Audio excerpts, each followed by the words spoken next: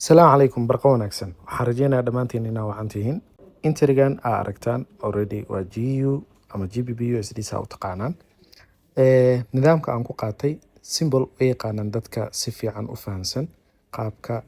quarterly theory uu u shaqeeyo ama power of three qaabka uu u shaqeeyo accumulation kan kadib waxaa dhacay manipulation and then distribution leg yaan soo qabtay before kiisa haddaan isla fiirino waa kana already waxaa aragtaan lacagta inay tahay GU ama GBP USD 5 minute accumulation dhacay and then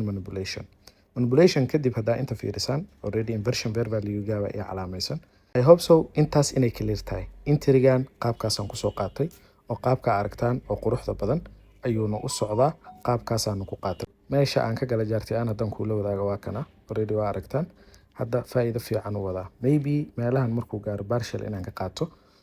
SL-keygana aan soo raro area-dan aan keeno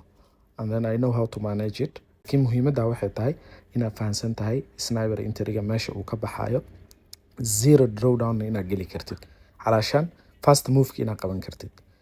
waxaan rajeynayaa inaad wax badan ka faa'iideen sidoo kale September waxaa inoo furan registration cusub arday cusub aan qaadanaynaa oo baran doono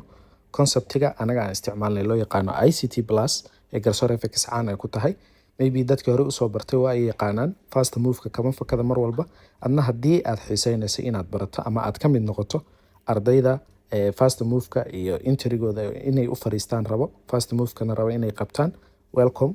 sanadka inta ka dhiman insha Allah waxaan rajeynaynaa haddii aad go'aan ku qaadato